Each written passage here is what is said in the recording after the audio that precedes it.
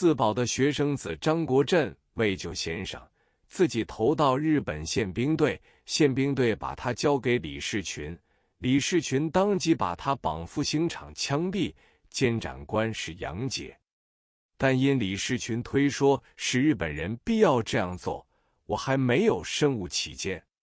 我只是觉得对不起吴太太，几次去南京、苏州催迫李士群，末一次正值汪先生到苏州巡视，在李士群家住笔，一干人都在楼上，我只上去见了见林伯生与陈春浦。试完我在楼下与士群交涉，必要他回上海见约，士群被迫的不能过门，就借酒说胡话。他说吴四宝无恶不作，吴四宝有的是钱，你胡兰成死了困难棺材，我李士群死了困铜棺材，吴四宝让他困金棺材去罢。我听了大怒，发话说，你是真罪还是假罪，还是酒醉出真言？别人也许可以说吴四宝不好，但是你不应当，且你为什么早不说，到现在才说？你既对不起人，我亦不做你的朋友了。士群笑道，我是与你说完话，你就发老急。他随即正色道，我与吴先生比你与他还关系深，我当然去。于是去睡，我睡在士群夫妇的邻室，卫士在火盆里加了炭眼门出去。半夜里我差一点被炭气致死，梦魇中挣扎着起来，打开了窗门又睡。一晨汪先生回南京，诸人送上火车后，就在苏州车站，我对李士群说，现在你就同我去上海。真是秦之志在气，他只得依了。士群道果然去日本宪兵队领了四宝回来，但是要移到苏州看管。士群说，交给我看管不过是一句话，就请四宝哥在苏州玩一个时期。当下我与吴太太听了一五二话。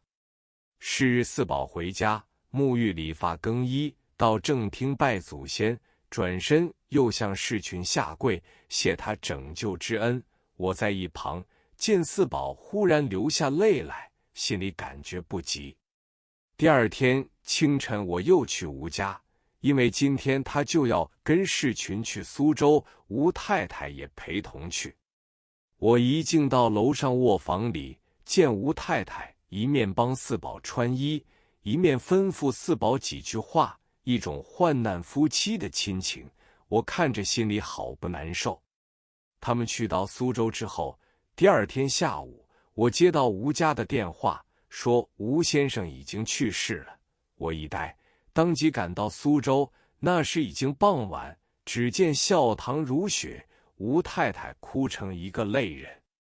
我在灵前行礼毕，还揭开孝围看了一看遗体，脸上倒是安详干净，不知原曾七窍流血已经抹去了。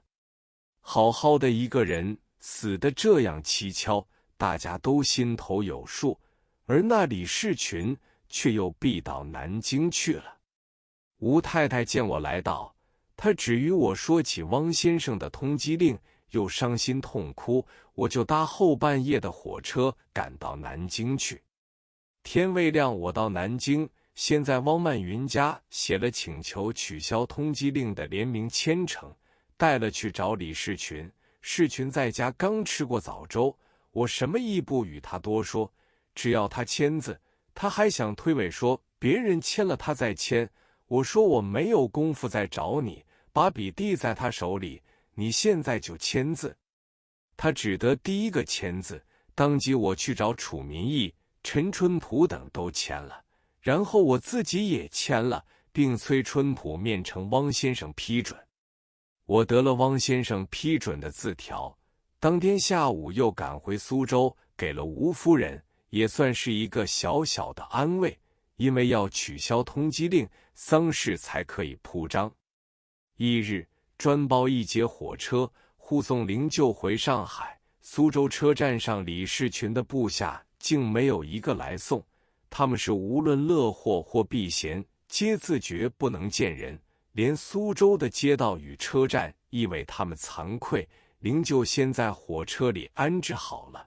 然后众妇女搀扶吴太太上车，吴太太身穿重孝，一进车厢就坐在我身边，叫了一声胡次长，头伏在我肩上，又哭泣起来。汪派为辅，看来气势渐渐，他们之间的利益之争、派系之斗越来越严重，而且渐渐表面化。胡兰成在《今生今世》一书中还有一段记述李士群的死亡经过，这一段写得比较短，而且对致死的情况也略而不详。原文说，李士群也是给日本人毒杀的。日本人在宴席间向李士群敬酒时，另外请他吃一个饼，这个饼日方主人吃了一半，其余一半迫着要李士群吃，表示友好。李士群本来对一切食物都推说胃不好皆不吃，但是这一次他看见日方主人已吃了一半，胃便当众拒绝，只好吃了。日本人吃过一半饼之后，立刻推说要大便，就此一走了事。其实这个饼是含有高度毒素的，一发起来什么药都救不了。日本人退出之后，就由医务人员立刻为他洗胃洗肠，当然就保存了性命。李士群吃了另一半之后，许多人还缠着他不许走，一方面由艺伎唱歌，军人则跳舞。李士群就在这种热闹气氛中毒发倒地，当时日军立即派车子把他送回家去。虽然由他家人请了许多医生，但是中毒已深，晚就乏术了。根据另一段描述，李士群的死因是这样的：那时熊建东和李士群的斗争相持未下，熊建东又向我问计，我教他先断绝李士群与日本的勾结。如此又是数月，果然李士群在江苏放纵部下劫掠民间，民间亦恨日本人，这事实渐渐促起了东京方面的注意，但对李士群还是无法。建东只好对我叹气，又笑道：“这个李士群倒果然厉害，竟是怎么也弄他不倒。”我叫他去找周佛海，要周佛海与陈公博请李士群吃饭，即在宴席上杀了他，硕以殃民之罪，然后向汪先生自请处分。汪先生见李已死，亦不能把周如何的。建东国与周、陈商量了，回说周、陈不敢。我道：那邀你用什么法子都可以，只要把李士群杀去。我这样说过后，由建东去与日本宪兵商量，我一不问。